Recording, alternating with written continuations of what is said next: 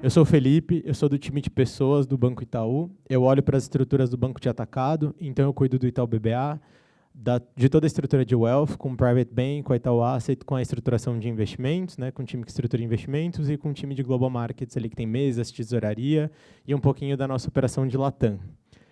Vou passar aqui para a Piera se apresentar, e depois a gente começa o nosso papo. Oi, gente, boa tarde. Meu nome é Piera, eu sou da área de design do Itaú, eu fico dentro do ecossistema de investimentos na frente de produtos digitais. E aí eu cuido aqui especificamente de toda a assessoria digital, inclusive do primeiro agente generativo de investimentos. Tá? Então, vou estar aqui fazendo junto com o Felipe um parzinho para a gente falar um pouco das tendências do futuro de wealth. Então, aqui, bem rapidamente, só um pouquinho da agenda para vocês. A gente vai apresentar um pouco do Itaú Unibanco, que é essa empresa centenária, que hoje está aqui falando para vocês como é que uma empresa como Itaú se mantém centenária, se mantém à frente do mercado.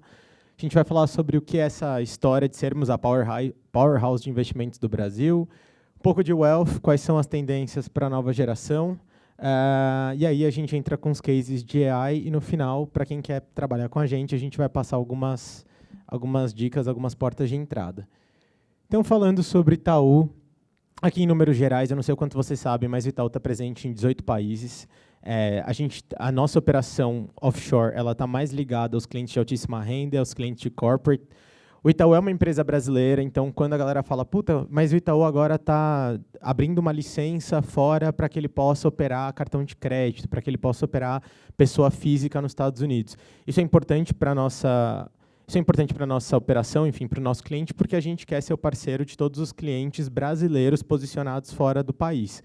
Então, quando vocês ouvirem, puta, mas Itaú vai se modernizar, vai abrir uma grande sede, uma grande operação nos Estados Unidos, nosso objetivo não é os clientes norte-americanos, os clientes europeus, os clientes asiáticos. Nosso objetivo é posicionar bem os clientes brasileiros, latino-americanos, no restante do globo. Então, tudo que vocês vão ver da nossa operação e da nossa receita tem uma base muito importante. A gente é focado em cliente, esse cliente é brasileiro. Achei que interessante para quem gosta de sustentabilidade ou para quem entende a importância disso. A gente é o único banco que figura no índice Dow Jones desde o início. Então, isso diz bastante sobre as nossas práticas. E por quê? Porque quando você olha para como a gente faz negócio, como a gente traz valor para o nosso cliente, a nossa cultura está no centro de tudo. E aí vem a primeira dica, né? Para quem estuda processo seletivo de qualquer empresa, entender como a empresa faz negócio por meio da cultura, é importante porque você entende quais são as habilidades que a gente está fomentando nos nossos talentos, como a gente avalia esses talentos e, principalmente, como a gente avalia as pessoas que a gente que querem trabalhar com a gente. Então, a gente tem a ética no centro. Então, para a gente, é o valor mais antigo que a gente tem. Quando você fala sobre cultura nas empresas, e principalmente uma empresa que vem se modernizando, a cultura é um norte, é para onde a gente quer ir. Então, a gente tem valores que são da nossa base, que é o valor de cliente. A gente está sempre com o cliente no centro, a gente é movido por resultado, o resultado é o nosso norte, é para onde a gente quer ir, o como, enfim, parte dessas relações éticas. A gente não sabe tudo, isso é importante, acho que das empresas do mercado financeiro, a gente é a única que assume esse tipo de valor, porque não saber tudo não te deixa confortável na liderança. É importante que você saiba que sempre pode vir alguém e te passar de alguma forma. Então, a gente precisa se manter aprendizes, né, para o resto da vida. A gente faz escolhas e toma decisões. Para vocês que forem entrar no mercado de trabalho, vocês vão ver o quanto é difícil as pessoas se comprometerem, principalmente quando você não quer desagradar o amiguinho. Então, é importante que a gente comece a tomar boas decisões e a gente provocar isso nos nossos colaboradores. A gente vai de turma, espírito colaborativo, e a gente quer diversidade e inclusão. Então, para além da inclusão de grupos minoritários, a gente sabe que inovação só acontece quando temos pessoas de backgrounds diferentes, históricos diferentes, pensando juntas. Aqui é um pouco da história do Itaú. Então, uma empresa centenária, começa ali junto do Unibanco, né, para a gente virar o Itaú Unibanco em 2008. Tem algumas informações interessantes. Então, o BBA ele entra para a holding em 2002. Hoje, nosso roadmap, né, de inovação por meio da ZUP, ele começa a ser acelerado em 2019, ganha uma outra, enfim, alavancagem ali com a pandemia. O Ion é importante para a gente, porque muito de como a gente entrou no mercado de investimentos para pessoa física, a assessoria de investimentos veio com a estratégia do Ion. Uma coisa interessante para vocês saberem, o Itaú hoje é a maior empresa de tecnologia da América Latina em número de colaboradores, são 14 mil colaboradores em tecnologia, e o Itaú ele vende mais iPhone no Brasil do que a própria Apple. Então, quando a gente fala sobre sermos Beyond Banking, quando a gente fala sobre termos um ecossistema que vai muito além de produtos financeiros, a gente quer ser parceiro dos nossos clientes em diversos momentos das suas vidas, inclusive adquirindo determinados tipos de produto ou usando a gente como forma de adquirir esses produtos. Uma empresa centenária que agora quer trazer cada vez mais simplicidade para a vida dos nossos clientes. Então, aqui tem um pouco do universo bancário, quais são os nossos produtos, mas eu quero dar um pouco de ênfase para vocês em como funciona a nossa divisão de segmento. E é diferente do mercado. Eu estava no stand conversando com algumas pessoas e aí me perguntaram, pô, mas o private é varejo ou é atacado? Aqui, a gente divide o nosso negócio de acordo com a rentabilidade do nosso cliente. Então, quando você tem clientes que são extremamente rentáveis ou que têm um nível de investimento muito alto dentro do banco, a gente entende que as transações são mais complexas. Então, a gente precisa de times com uma alta tecnicidade e um alto conhecimento setorial, com alto conhecimento de mercado. Então, aqui a gente tem a composição do banco de atacado nos clientes do Private Bank, que aí tem uma grande complexidade aqui de gestão patrimonial, a gente vai ver um pouquinho de como é que a gente faz essa transferência de riqueza, como planeja tudo isso. E vocês têm as grandes empresas brasileiras, latino-americanas, que querem se posicionar cada vez mais no mundo. Então, isso é a divisão do atacado. E aí, quando a gente olha para o varejo, a gente está falando de volume, a gente está falando sobre transações que não deixam de ser também complexas, mas que estão mais próximas aqui da realidade da maior parte da população.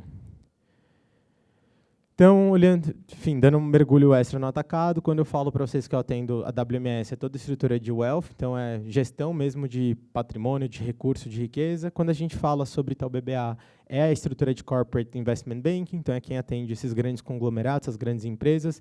E aqui o middle market entra também, então é faturamento acima de 500 milhões ano. E GMT e Latam, a gente está olhando para mesas, está olhando para produto, enfim, para tesouraria, macroeconomia, como é que a gente sustenta toda essa operação e expande ela. Por fim, tudo aquilo que a gente faz está muito embasado em tecnologia. Como eu disse, somos a maior empresa de tecnologia em números de colaboradores, mas o Itaú agora tem um instituto que está lá, é uma parceria da USP com Stanford. Então, a gente está lá em Stanford desenvolvendo novas tecnologias. É uma empresa do nosso tamanho, e aí acho que faz parte da história que vocês viram, muita coisa não é desenvolvida dentro de casa porque demora muito tempo para a gente movimentar o ecossistema interno. Então, o que a gente faz? A gente cria esses institutos, a gente faz agendas associativas com outras empresas para que a gente consiga acelerar a inovação. Então, muito do que a gente faz hoje, como a gente avança a estratégia dos nossos clientes, é por meio dessa matriz de tecnologia. E um dos pilares principais hoje para todas as empresas é entender como a IA generativa pode apoiar no desenvolvimento dos negócios. A gente já tem negócios que são IA first. O novo segmento de Itaú Empresas, por exemplo, ele é totalmente IA first. Então, a pessoa, o cliente, para ele se servir, ele primeiro fala com uma inteligência generativa, uma inteligência artificial generativa, e essa inteligência vai ajudá-lo a fazer todo o planejamento do seu negócio antes mesmo dele concluir a abertura de conta. Então, tem mais algumas coisas aqui que a Pera vai falar para vocês, que ela tem muito mais propriedade que eu. E aí, vamos conhecer um pouco mais sobre essa estratégia. Boa. Obrigada, Fê. Então, vamos lá. Quando a gente fala sobre investimentos no Itaú, a gente não fala só sobre dinheiro. A gente fala sobre decisões que mudam histórias, seja de pessoas, famílias, empresas e até de um país. E por isso que a gente tem uma estrutura na WMS de mais de 3 mil colaboradores de diferentes disciplinas, como eu, cuidando de toda a experiência desse cliente, tá? E aí, a gente, quando fala de experiência, a gente está falando de um grupo de pessoas que está procurando ali quais são os melhores produtos, sejam próprios ou terceiros, porque a gente tem uma prateleira aberta, a gente não distribui só produtos do Itaú. A oferta mais adequada, seja também local ou internacional, criando o atendimento mais humanizado e a assessoria mais próxima. fazendo as melhores e mais robustas análises de mercado para conseguir entregar isso para os clientes de uma maneira bastante clara, no tom de voz correto, no momento certo, criando uma experiência de trilhões, não de milhões. Porque quando a gente olha aqui os resultados, a gente vê que dentro da nossa custódia, a gente tem mais de 3 trilhões de reais sob custódia, tá? E mais de 4 trilhões sob gestão. E, por isso, somos a Powerhouse do Brasil. Não sei se vocês já viram a campanha rodando aí na televisão, mas a gente fala de Powerhouse. E por que a gente fala de Powerhouse? Porque a gente tem um ecossistema super completo e que atende diferentes perfis de clientes e diferentes necessidades. E eu vou passar um pouquinho aqui do vídeo para mostrar para vocês. Tudo isso com toda a credibilidade, solidez e expertise que só o Itaú consegue entregar, tá?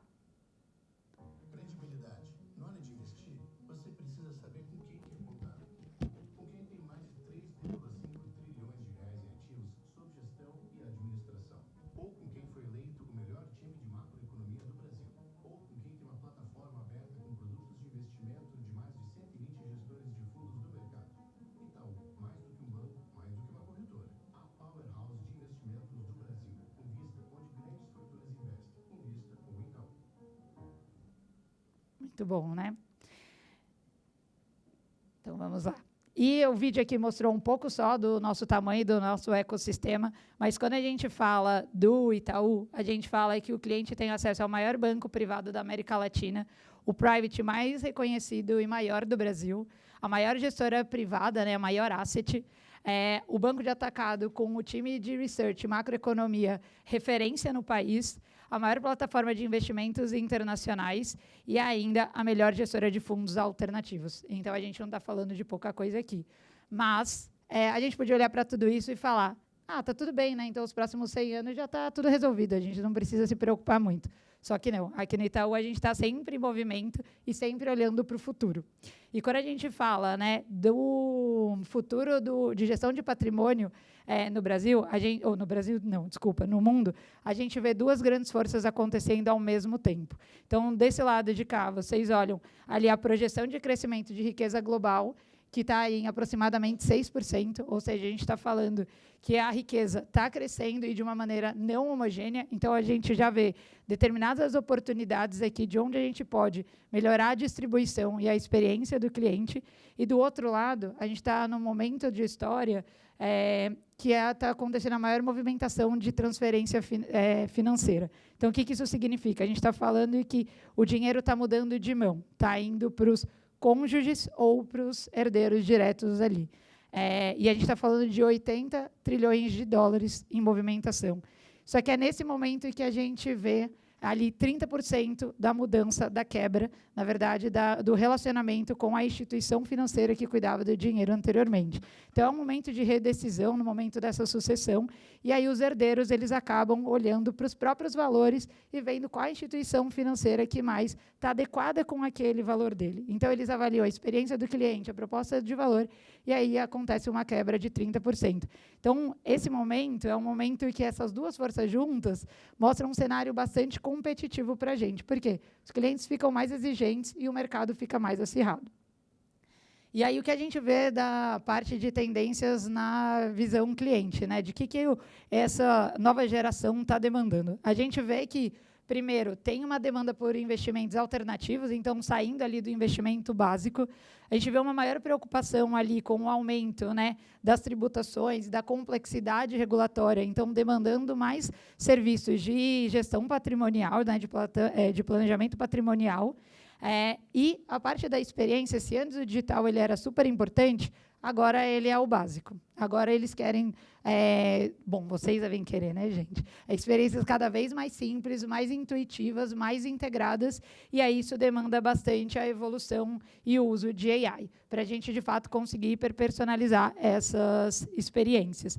E não menos ali também uma demanda por um aumento de mobilidade global. O que isso significa? As pessoas estão mudando de país, né? Elas não estão mais hincando raízes só aqui no Brasil, elas também querem ir para o exterior e acabam tendo casas fora, e o patrimônio também tem que acompanhar. Então, a gente vê ali uma necessidade de investimento offshore também bastante significativo aumentando, tá? E, do outro lado, a gente vê os players já respondendo a isso. Então, a gente vê, primeiro, né, o modelo RIA ali sendo bastante puxado fora do Brasil. Então, um modelo bastante focado em clientes de alto valor. E, do outro lado, também, ofertas cada vez mais integradas. E a integradas aqui, a gente está falando que não é só investimentos. Essa pessoa ela quer uma visão holística da necessidade financeira dela. Né? Então, a gente está falando aqui de crédito, consórcios, seguros, isso de uma maneira bastante integrada. Então, hoje, a assessoria ela não se limita só à assessoria de investimentos, mas a diversos outros produtos, o que é muito bom para quando a gente fala do Itaú, porque a gente tem diversos outros negócios aqui dentro que conseguem abarcar essa experiência do cliente, tá? Essa necessidade. E a gente vê também ali um uso bastante intensivo de inteligência artificial para conseguir deixar essas experiências cada vez mais integradas. E isso ainda reduzindo custos. Né? E aí, por isso que a gente fala que a nossa estratégia de inteligência artificial ela se torna, então, cada vez mais central e essencial para manter os nossos próximos 100 anos. E aí, quando a gente fala de inteligência artificial, a gente fala que a gente consegue entregar a inovação mais rápido. A gente consegue colocar, para vocês terem ideia, a gente lá dentro de design, antes demorava uma semana para fazer um protótipo, ou seja, uma solução ali para colocar na mão do cliente. Hoje em dia, a gente consegue em questão de minutos, porque a gente usa o Figma Make, que já só você fazer um prompt, ele já gera ali com o Design System do Itaú, que são as regras diretrizes visuais, uma solução. Tá? Então, a gente consegue colocar muito mais rápido na mão do cliente e hiperpersonalizar essa experiência. Se antes a gente conseguia personalizar, criando clusters, hoje a gente consegue ir no micro do detalhe. Então, a inteligência artificial ela é extremamente importante para a gente deixar de entregar só serviços financeiros, mas passar a entregar bem-estar financeiro. Tá? E por isso que a gente construiu a nossa plataforma de inteligência Itaú. Essa plataforma é uma plataforma baseada ali em IA generativa para construir diferentes soluções para os nossos clientes. E ela é baseada em 4 grandes pilares ali. Um primeiro, de daily bank, ou seja, para organizar a vida financeira do cliente, seja em crédito, cartão, conta corrente, pagamentos. Depois, um outro pilar, que é de consultar e informar. Então, como é que a gente deixa as consultas, ali, o acesso, né, ao seu saldo, à fatura do seu cartão, muito mais fácil, rápida e intuitiva. Depois, um pilar de assessoria e contratação. Então, a gente não quer que só disponibilizar serviços, mas apoiar o cliente na decisão. Então, como né, o Fê disse, a nossa solução para empresas totalmente digital, ela já dá uma assessoria financeira para a empresa 100% generativa. Tá? Então, isso é bastante relevante, porque aquela empresa menor que não tem o dinheiro ainda né, suficiente para conseguir pagar esse tipo de serviço, aqui no Itaú ela já consegue ter. E atendimento, né, para cada vez deixar o nosso atendimento mais rápido e resolutivo. E aí a gente já tem aqui mais de 500 cases de IA generativa dentro do banco, sendo tocado por diferentes áreas e sempre de maneira bastante multidisciplinar. E a gente já tem 100 soluções na mão dos clientes, beneficiando aí tanto o cliente quanto os nossos negócios. Tá?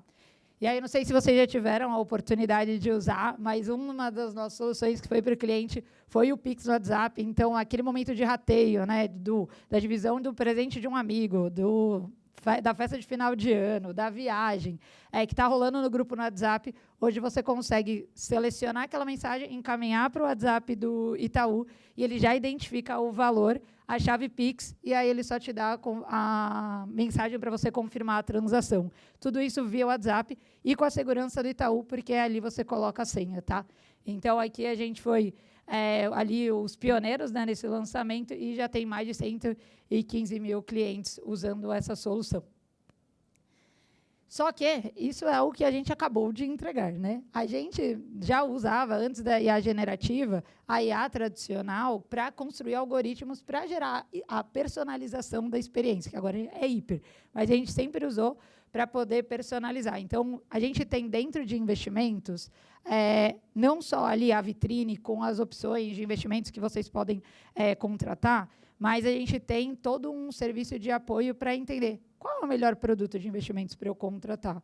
Então, a gente tem toda a assessoria digital, que ela consegue te recomendar produtos, então você não precisa entrar lá numa vitrine cheia de produtos e descobrir se você vai contratar um CDB ou um fundo. Você pode falar o seu valor e ele vai lá e direciona, de acordo com o seu perfil, qual é o melhor produto para você investir. A gente também tem o diagnóstico da carteira, que fala ali sobre como está a saúde da sua carteira, se tem alguma oportunidade de otimização, e aí ele te dá o que você tem que fazer para melhorar a saúde dessa carteira. E, por último, a gente olha o que está rolando todo no mercado, e aí consegue ter algoritmos ali que analisam e identificam qual das notícias de mercado que impactaram a sua carteira e te avisa sobre isso. Tá? Então, a gente já usava, desde 2022, inteligência artificial para conseguir fazer essas recomendações de maneira mais personalizada para os clientes. Mas, não satisfeitos, como eu disse, a gente vive em movimento. Então, agora a gente acabou de lançar o primeiro agente de investimento generativo, que consegue apoiar o cliente se adequando, inclusive, ao tom de voz, ao nível de conhecimento desse cliente. Então, a gente deixa de ter essa experiência, né, tradicional aqui em fluxo, né, então as telas, para ter uma experiência conversacional. Vamos ver se o vidinho passa aqui. Que o jeito que você falar, ela entende. Então, você não precisa entender sobre investimentos para falar com ela. Você pode falar de qualquer maneira que ela consegue te orientar. E aí, a gente tem aqui mais de 22 mil simulações por recomendação para conseguir entregar os produtos mais adequados para esses clientes. Tá? E o mais legal de tudo é dizer que essa solução, que inclusive é a que eu trabalho de perto, e estive desde esse momento aqui, ela foi construída totalmente junto com os clientes. Tá? Então, quando lá em novembro de 2024, a gente fez um primeiro lançamento para a nossa base de youtubers, inclusive, com escopo bastante reduzido, para a gente realmente testar valor. As pessoas iriam conversar com uma IA sobre investimentos? Elas colocariam na mão de uma IA para definir o seu investimento? Então, a gente colocou ali na mão de 250 youtubers para ver como é que eles se comportavam. Pegamos bastante feedback, fizemos pesquisa em profundidade para fazer, então, um segundo lançamento em fevereiro. E aí, aqui já veio com uma recomendação um pouco mais robusta. Então, aqui a gente só recomendava CDB, para dinheiro parado em conta. Aqui a gente veio para uma outra solução que, independente do valor que você falasse, eu te dava uma recomendação bastante estruturada. Tá? E aí a gente fez, então, todo esse ajuste e aí lançou para 30 mil clientes. Aqui a gente, inclusive, quando a gente lançou, a gente abriu para uma comunidade beta testers, para que a gente pudesse ter uma troca bastante ativa com os clientes e entender o que eles estavam falando ali que ainda precisava ser melhorado. E a gente fez ajustes e fez, então, um lançamento para os nossos youtubers, novamente, agora para 70 mil youtubers, num momento bastante importante, que é o da PLR, que é na hora que a gente recebe um dinheiro maior ali, para ver como é que se comportava. Pegamos de novo os feedbacks, e aí a gente fez todo um ajuste, inclusive de interface, que foi bastante importante, porque os clientes estavam falando, cara, não está tão intuitivo assim, então a gente precisou fazer bastante melhoria no visual, não deixar ela 100% só conversacional. E aí a gente fez, então, o lançamento para 100 mil youtubers, e a intenção é, esse ano, expandir para ainda mais. Então, aqui a gente sempre faz, né? Mesmo usando a inteligência artificial, a gente, inclusive, a gente chama aqui de personas sintéticas, que são clientes que são gerados por IA generativa, com base em pesquisas que a gente já fez com os clientes, para poder testar, mas aqui a gente ainda testa também junto com o cliente. Então, a IA, ela sempre potencializa o nosso conhecimento. Tá? E é isso. Gente, vocês querem fazer perguntas agora?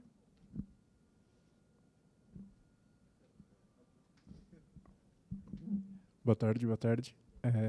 Bem legal o case. Eu trabalho na área de tecnologia, inclusive no próprio Itaú, trabalho no Ion, e a gente está implementando algumas soluções mais internas ali com IA. O que eu ia perguntar, nesses cases, assim, você mencionou muito sobre feedback do cliente. Além desse ponto, se puder falar um pouco mais e também de outros critérios de sucesso que vocês avaliam na hora de, esse modelo de IA ele está bom ou não? Não necessariamente só de precisão, mas de feedback e outros critérios de sucesso. Muito bom. Então, a gente primeiro usa evals, né, para justamente falar sobre a acuracidade do modelo, antes da gente colocar ali para o cliente. Depois que a gente coloca, a gente continua acompanhando para ver se, quando a gente faz uma recomendação, ela está dentro de uma acuracidade correta ou não. E aí, quando a gente fala da experiência mesmo, para além dos feedbacks que a gente pega, a gente tem uma métrica de satisfação que chama CSAT, que é o Customer Satisfaction Score. Então, que ele é uma nota ali de 1 a 5, e a gente pergunta para o cliente toda vez que ele sai da interação para entender se foi positiva ou não. Para além disso, a gente faz uma análise das conversas para entender o sentimento que ele teve durante aquela conversa. Isso também é outro indicador de sucesso. E, obviamente, a gente olha os números normais ali de um produto digital, do funil, né? Então, quantas pessoas acessaram, quantas interagiram, dessas que interagiram, quantas voltaram, e para a gente esse é o mais importante, que é quantos clientes realmente estão engajados, porque se eles voltam, é porque eles gostaram da experiência. Então, e ainda também a parte de conversão, porque como a gente recomenda e leva o cliente até a transação final, a gente também vê se esse cliente está convertendo, está fazendo, de fato, ali a aplicação de acordo com o que a IA recomendou. Então, a gente tem esses critérios. Então, até as nossas OKRs ali, né, que são as nossas metas, os objetivos, na verdade, que a gente vai atrás, a gente fala de engajamento, satisfação e os evals. Tá?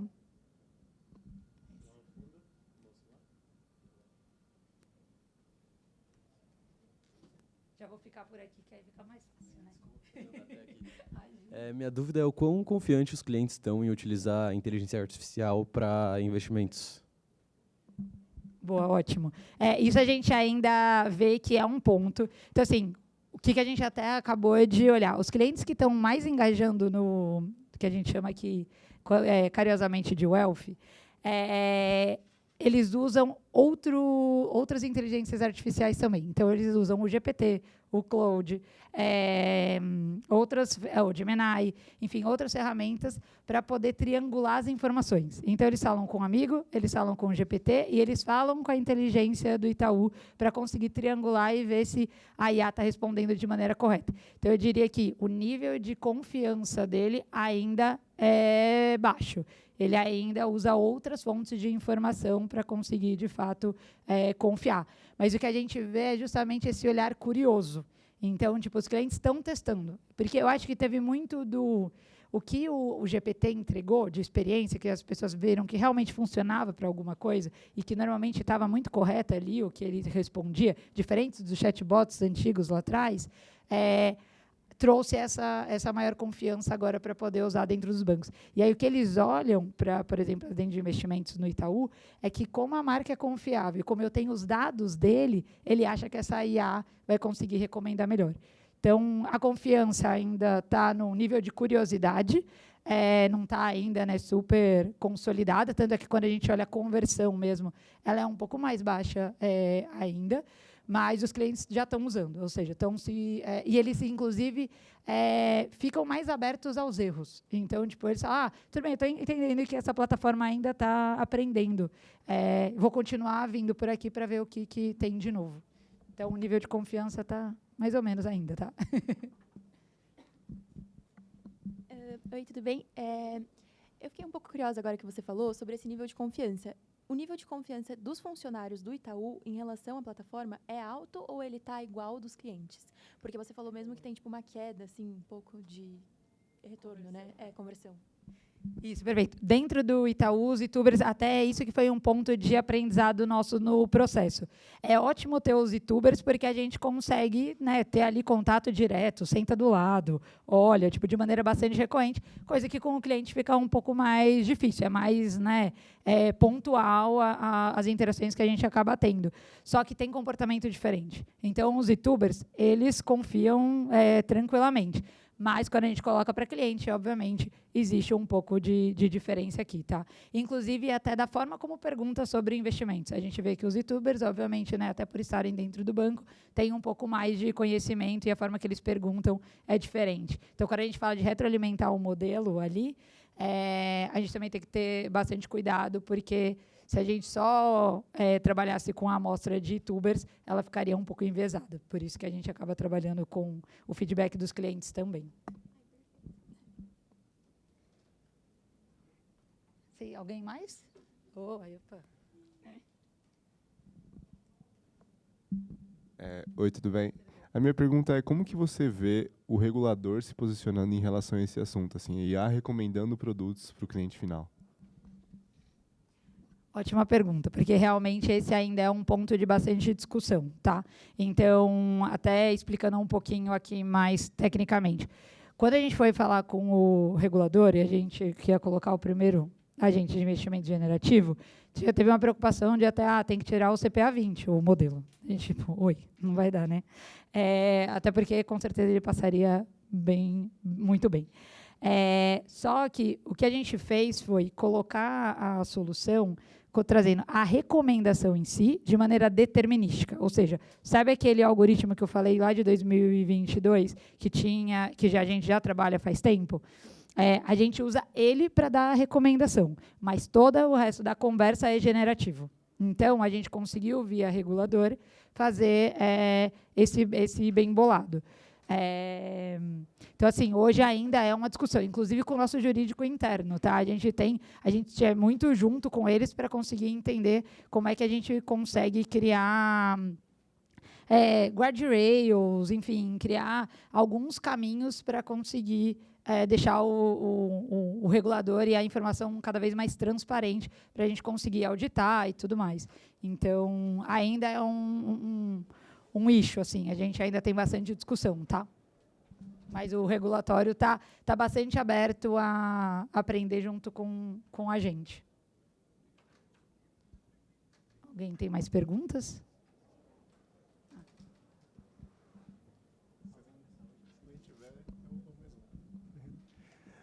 Eu estou bem animado com o case, assim. Vou fazer uma segunda pergunta para fechar. Você mencionou ali no momento da apresentação que um dos benefícios do Inteligência Itaú é justamente fornecer esse serviço para alguém que talvez tradicionalmente não teria dinheiro para pagar um assessor humano e algo assim. Mas, em contrapartida, aqueles clientes mais de alta renda que até às vezes já tem um assessor vinculado à conta deles. Existe alguma estratégia de vocês de também trazer ele para essas ferramentas de IA e engajar eles nesse tipo de trilha? Perfeito, sim. O que a gente vê? Que para esse cliente que a gente chama de não encarteirado, ou seja, que ele não tem um assessor dedicado, a gente fala muito de dar todo o apoio para ele. Para o cliente que é encarteirado, o que a gente fala é sobre tempestividade, porque a necessidade dele é que ele tenha essa informação estourou a guerra não sei aonde. Como que isso impacta a minha carteira? Tem que tirar dinheiro de algum lugar? Tem que realocar em algum outro lugar? Ele precisa da informação rápida. E que muitas vezes o assessor não consegue porque ele tem uma carteira com vários clientes ali e não consegue, naquele momento exato. Então, sim, a gente coloca a inteligência Itaú para atuar de outra maneira, que é nessa tempestividade e, por exemplo, num horário onde o assessor não está disponível. Então, o 24/7. Né? Então, às vezes, meia-noite você quer olhar alguma coisa ali, tirar alguma dúvida, ele está ali também para tirar a sua dúvida. Então, são propostas de valor diferente para cada um desses clientes, mas ele permeia a todos os segmentos, tá? Super obrigado, fantástica. Bom, pessoal, para fechar, a gente vai falar um pouco, então, sobre as carreiras do Itaú e formas de entrar dentro do banco. E aqui tem os nossos programas de talento. O computador estava dando defeito, aparentemente ele voltou a... E aí a gente vai, né, na base da reza. Essa hora também difícil, né?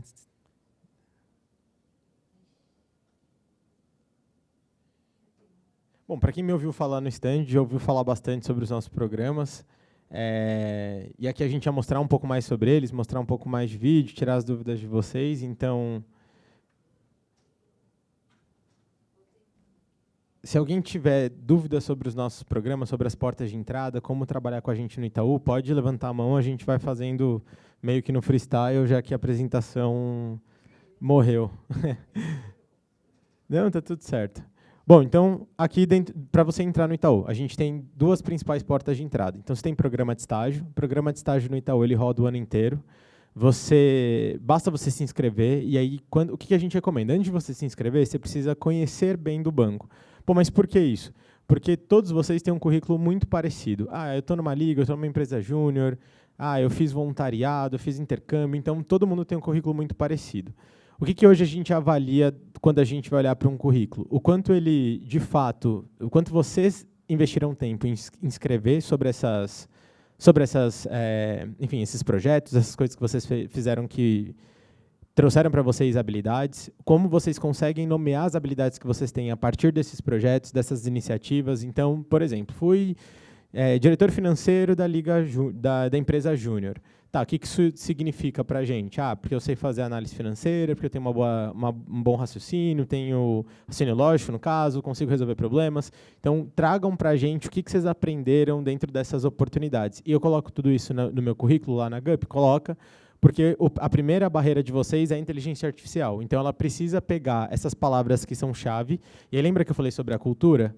Então, deem uma estudada na cultura das empresas para onde vocês querem trabalhar, porque essas palavras elas são importantes, porque a nossa inteligência artificial, que vai ler o currículo de vocês antes de passar para o recrutador, ela com certeza vai buscar o quanto você tem de match dentro do seu currículo para as nossas posições. E aí o outro lado, que é o lado da curiosidade, eu vou me inscrever para o banco de talentos do banco de atacado. Eu cuido de 3 estruturas, são 12 mil colaboradores, 13 mil mais ou menos. Agora sem o Ion, uns 11. O Ion agora é da estrutura do varejo. E aí, como é que a gente consegue saber para onde vocês querem ir, se as habilidades de vocês no início da carreira funcionam para trabalhar no banco como um todo?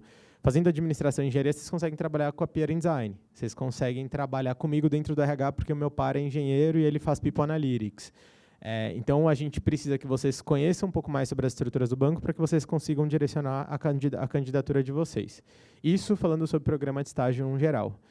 A gente faz o recrutamento por meio de habilidades, então é importante que vocês, de fato, se preparem para que vocês consigam trazer exemplos dessas habilidades, que são resolução de problemas, que é análise de dados, comunicação, colaboração e esse protagonismo / curiosidade que a gente trouxe para vocês, que é o quanto vocês pesquisaram sobre o setor, sobre os movimentos que estão acontecendo.